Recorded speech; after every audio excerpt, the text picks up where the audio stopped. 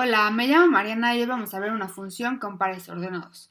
Una función es una relación donde cada elemento del dominio depende de un contradominio.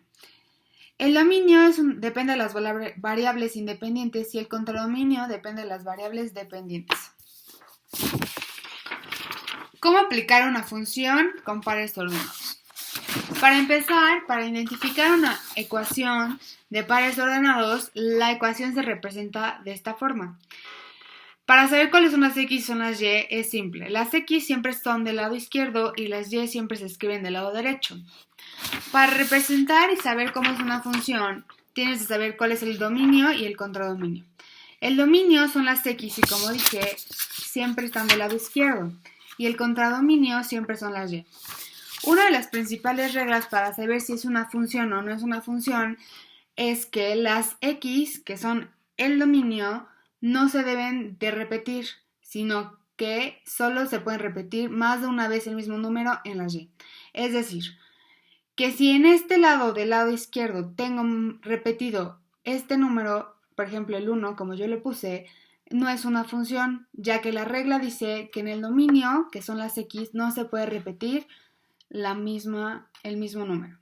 A comparación de la Y, él no tiene una regla de repetición. Ese número se puede repetir más de 3 veces en el contradominio.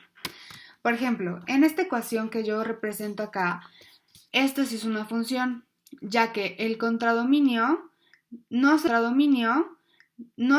puede repetir y no se puede repetir, pero en el dominio no se repite. Entonces esto significa que es una función. Como te darás cuenta, en el ejemplo pasado yo te enseñé una ecuación de pares ordenados con que sí es función. En esta, con la regla que yo te dije hace rato, que las X que son el dominio no se pueden repetir, en este ejemplo te represento que el dominio, que son las X, se repite varias veces. Esto significa, como la regla dice, que en el dominio no se puede repetir el mismo número, y aquí si se repite, esto significa que esto no es función. En el contradominio, como verás, también se repiten los números, pero esto no afecta en la regla de los pares ordenados, sino que lo único que afecta en la regla que del dominio son las X. Y como verás, esto no es una función.